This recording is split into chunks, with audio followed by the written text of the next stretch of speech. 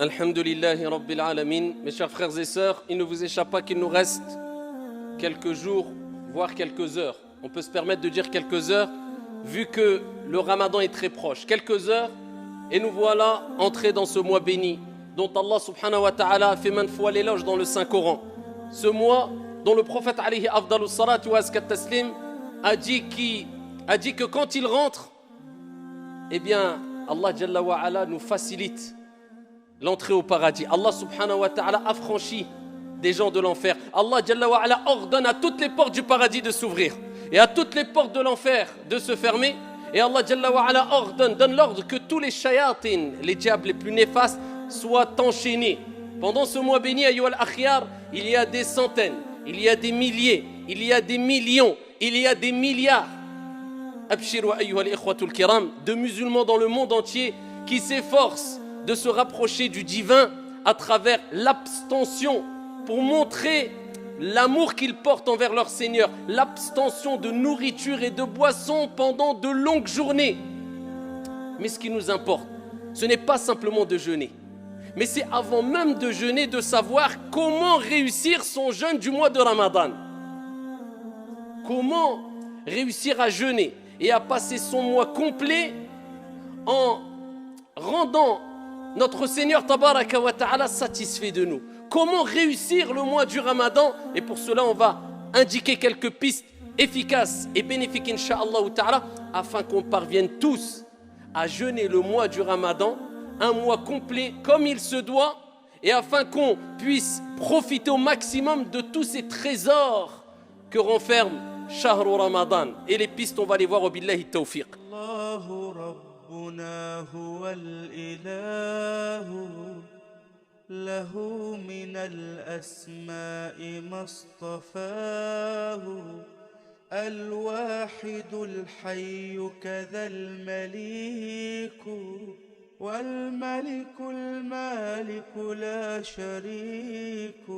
أيها المصلون, le premier conseil que j'ai à donner à moi-même ainsi qu'à mes frères et sœurs pour réussir, ce n'est pas pour jeûner le mois du Ramadan. Certes, il est demandé de prier, mais prier c'est une chose. Mais est-ce que tu as réussi à prier comme il se doit? Le prophète n'a-t-il pas dit « Sallu kama ra'aytumuni usalli » Ça c'est réussir la prière. Prier comme vous m'avez vu, prier. Et Allah Jalla wa ala n'a-t-il pas dit « Qad aflaha al-mu'minun alladhina hum fi salatihim khashi'un » On certes réussi. Il n'a pas dit ceux qui ont prié simplement. Réussit ceux qui ont eu cette humilité, cette concentration dans la prière. Donc prier c'est une chose, mais réussir la prière c'est une autre. Jeûner c'est une chose, mais réussir son jeûne c'est une autre. Faire son pèlerinage c'est une chose, mais réussir son pèlerinage c'est autre chose. Donc nous ce qui nous importe ce n'est pas que jeûner, mais c'est réussir son jeûne du mois de Ramadan. Et pour cela, eh bien, il faut prendre conscience de certaines choses essentielles pour te permettre de réussir.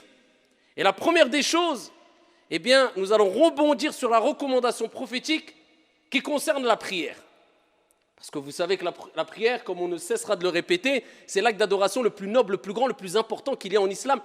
C'est la première des choses sur laquelle tu vas rendre des comptes au jour de la résurrection, le jour où le soleil sera au-dessus des têtes et que chaque être humain dira « Nafsi, nafsi, nafsi, moi, moi, moi ». Dieu t'interrogera sur la prière qui à la base était de 50 et Dieu l'a diminuée de par sa miséricorde. Et à travers l'amour qu'a eu le prophète alayhi salatu wassalam pour nous, à 5 prières. Et cela nous donne la récompense de 50 prières comme vous le savez toutes et tous. Mais ici, il faut savoir que le prophète alayhi salatu wassalam a donné des recommandations pour prier, mais pour réussir sa prière. Et parmi les plus belles des recommandations que le prophète a données, c'est quand il a dit cela à un compagnon du prophète alayhi salatu wassalam, un compagnon parmi les compagnons du prophète alayhi salatu wassalam. Il lui dit « Salli », simplement prie, non. « Salli salata muwaddi'». Voilà, comment réussir la prière. Regardez la belle recommandation. Prie, accomplis la prière de celui qui fait ses adieux. C'est-à-dire le prophète il dit aux compagnons, pour réussir ta prière, eh bien, fais de ta prière comme si c'était ta dernière prière. C'est-à-dire tu te dis, c'est la dernière prière, après je vais rencontrer mon Seigneur. Je vais quitter ce bas monde, je vais quitter ce monde, je vais me séparer de mes biens, je vais me séparer de ma famille. C'est-à-dire c'est le dernier acte d'adoration qui fait partie des plus grands actes d'adoration que je vais accomplir.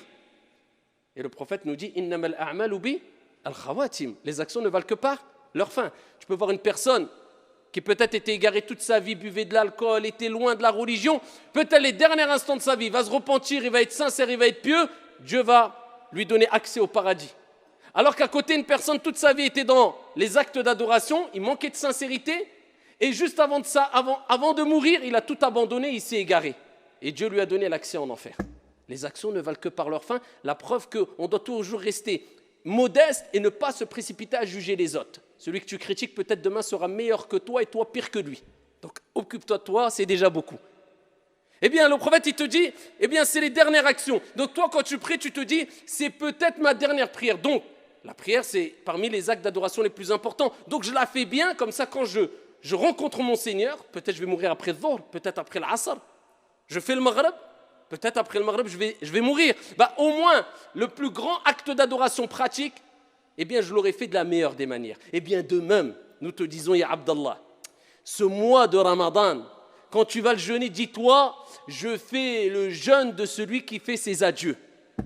Combien, comme vous le savez toutes et tous, ont jeûné avec nous, ne serait-ce que dans cette ville, l'année dernière, et aujourd'hui, ils sont où? Tahta al-turab, rahimahumullahu jami'an.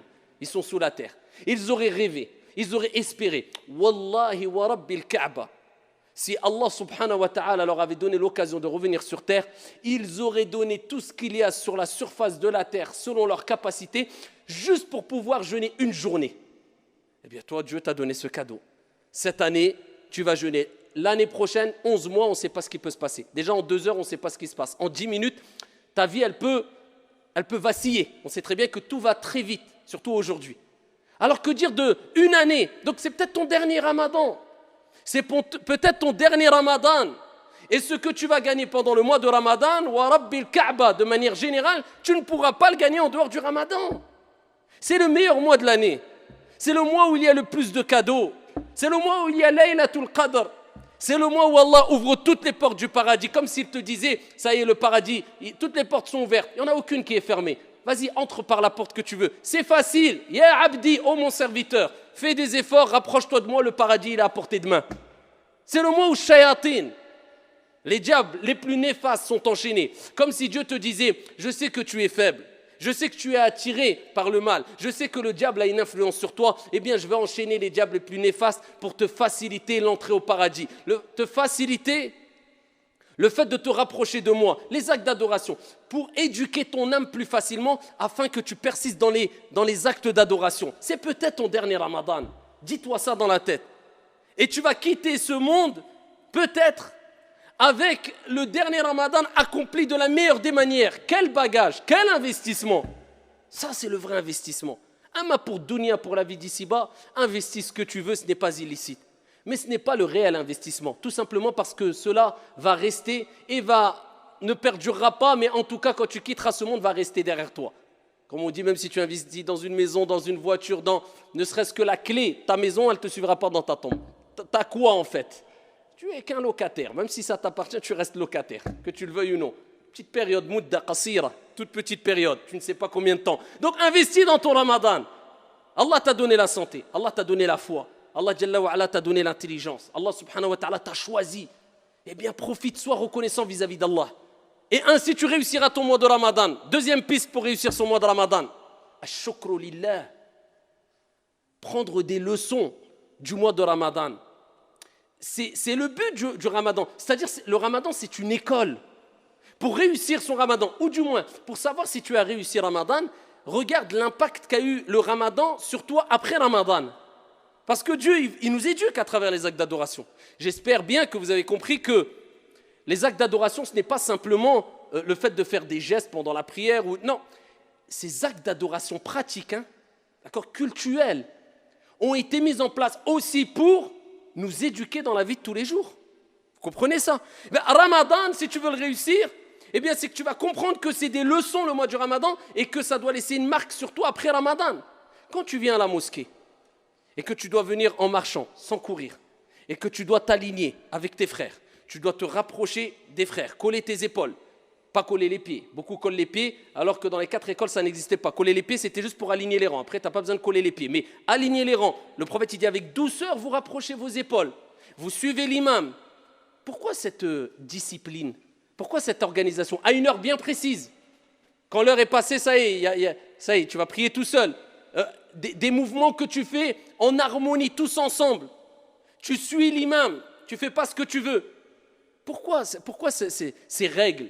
Pourquoi ces comportements? Pourquoi cette gestuelle? Pour nous éduquer, nous apprendre à être disciplinés, à être organisés, à être carrés, à être sereins, à être apaisés. Mais est-ce qu'on a compris cela, nous? Normalement, on doit être les gens les plus éduqués, les plus disciplinés. Et malheureusement, illa man rahimallah, ce n'est pas le cas. Parce qu'on n'a pas compris que derrière les actes d'adoration, il y a une éducation qu'on doit mettre en application dans la vie de tous les jours, quand tu sors, quand tu vends, quand tu achètes. Dans chaque acte d'adoration, on peut puiser plusieurs leçons qui nous permettent d'être éduqués et disciplinés en dehors de la mosquée, en dehors de l'acte d'adoration lui-même.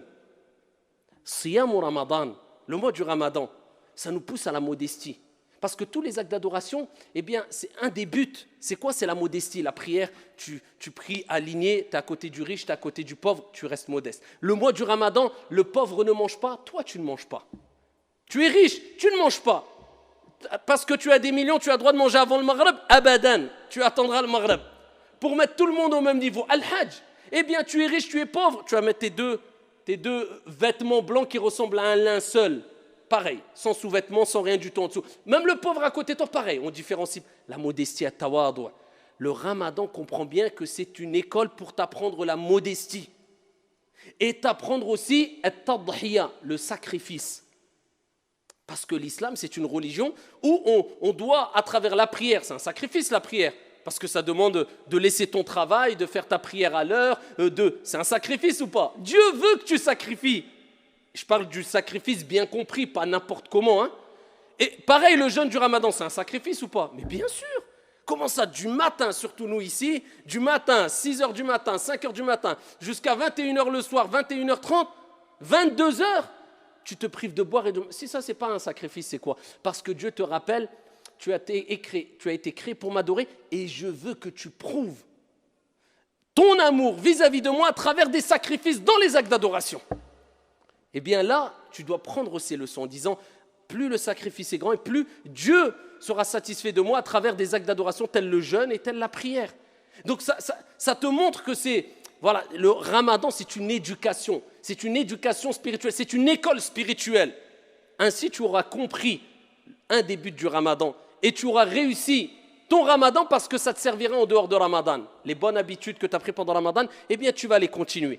Pour réussir Ramadan, c'est de comprendre tous les bienfaits qu'il y a dans Ramadan. Et parmi les plus grands des bienfaits et les plus beaux des bienfaits, le prophète sallallahu alayhi wa sallam, fi sahih, comme vous le savez toutes et tous, a dit « Man sama Ramadan imanan wa ihtisaba.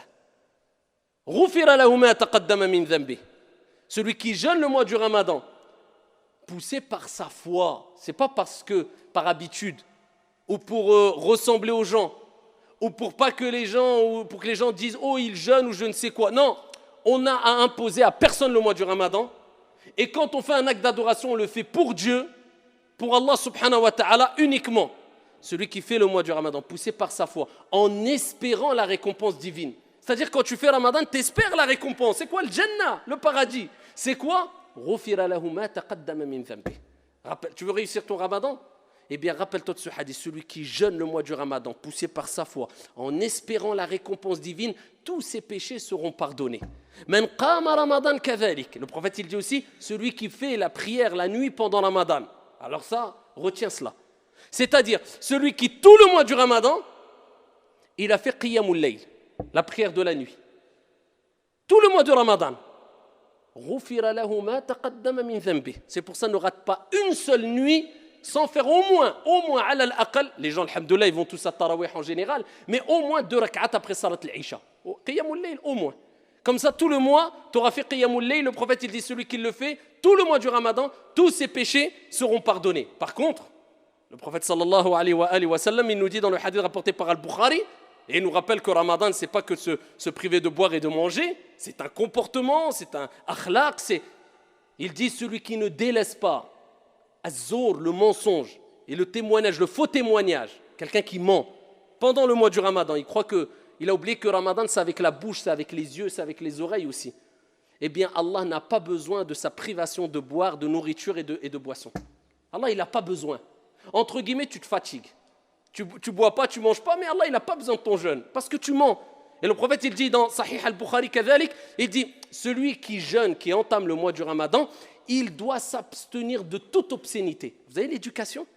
Si tu veux réussir Ramadan, tu comprends que Dieu t'éduque, parce qu'il veut qu'il t'a facilité le fait que tu peux éduquer ton âme, parce que l'âme, elle s'affaiblit.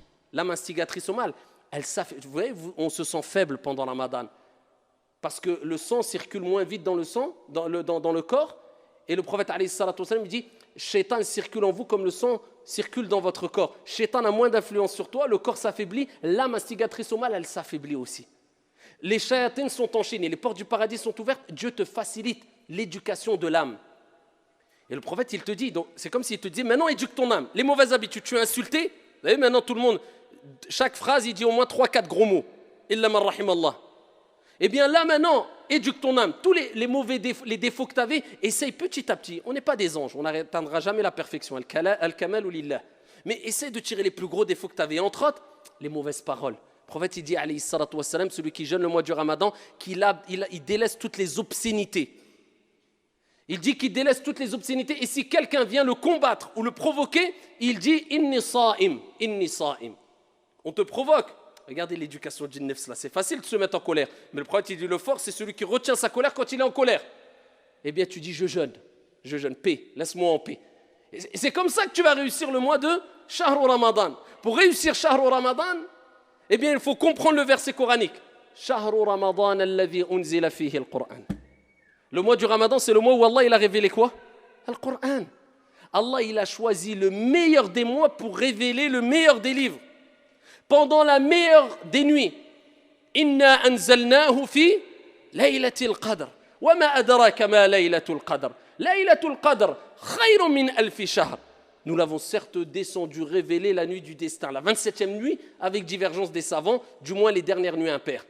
Et qui te dira qu'est-ce que c'est que la nuit du destin? La nuit du destin est meilleure que 1000 mois d'adoration. Regardez les cadeaux divins.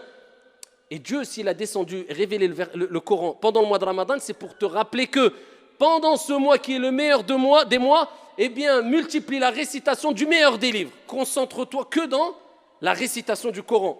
Quand je parle des sujets scientifiques, surtout du moins. C'est pour ça l'imam Malik, rahimahullah, ce grand savant érudit, savant du fiqh, du hadith, il délaissait dans ses assises toute étude du hadith pour se consacrer à quoi? À la lecture du Coran.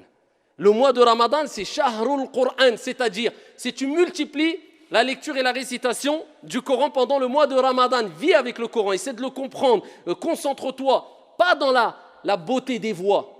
Parce que maintenant, les gens, ils cherchent les mosquées où il y a les plus belles des voix. Et ça, c'est parmi les égarements qu'a mentionné déjà Omar ibn al-Khattab à son époque.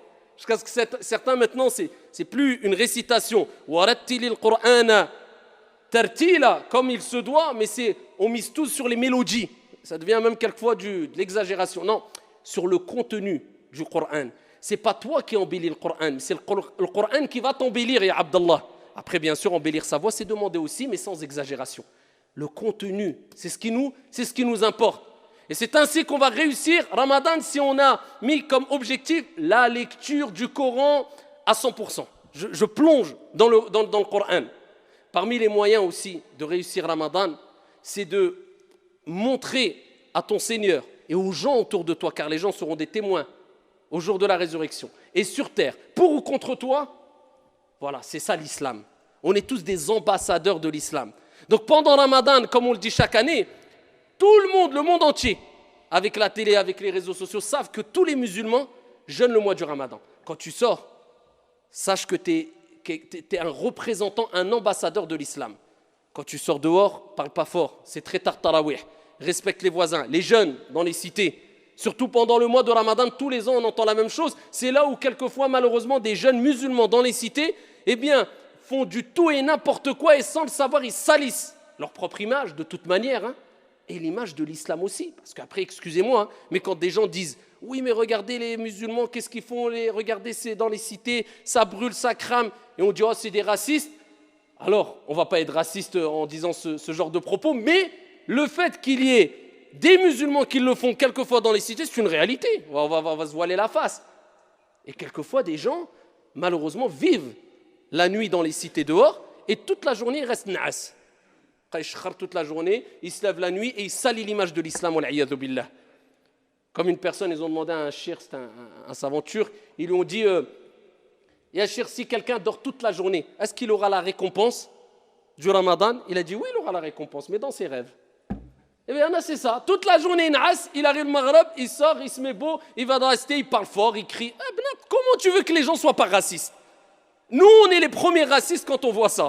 Donc, il ne faut pas exagérer, il faut se rappeler que Ramadan, ce n'est pas que je viens, je fais 2 rak'at à tarawih, je sors, je fais ruina. Si c'est pour faire ruina en venant à tarawih, wallahi al-adim, c'est interdit pour toi de venir à la mosquée, c'est obligatoire de rester chez toi. Parce que là, tu vas tout gâcher. Et Allah Jalla wa Ala parle de ceux qui veulent faire le bien, alors qu'ils font le mal, et Allah il fait de leurs actions haba'an mansoura, poussière éparpillée, ça part dans le vent. Respectez, ya ibadallah. Dès que tu mets le pied dehors, tais-toi, uskut. Tu n'as même pas le droit, shar'an, religieusement, de parler même à mi-voix, alors qu'il y a des voisins à côté. Tu n'as pas le droit, 11h du soir, minuit, 1h du matin, tu vas parler, les gens travaillent le matin. Wallahi, tu n'as pas le droit. Et si tu n'arrives pas, eh bien je vous dis, shar'an, religieusement, tu n'as pas le droit de venir à la mosquée pour faire salat al-tarawih. Tu n'as pas le droit. Quelqu'un qui ne s'abstient pas, Wallah qu'il n'a pas le droit. Et je le jure sur le mimbar. Pourquoi? Parce que salat al-tarawih, c'est surérogatoire. Et ici, respecter son voisin, qu'il soit musulman ou non, c'est obligatoire. Et jamais le surérogatoire va devancer l'obligatoire en islam.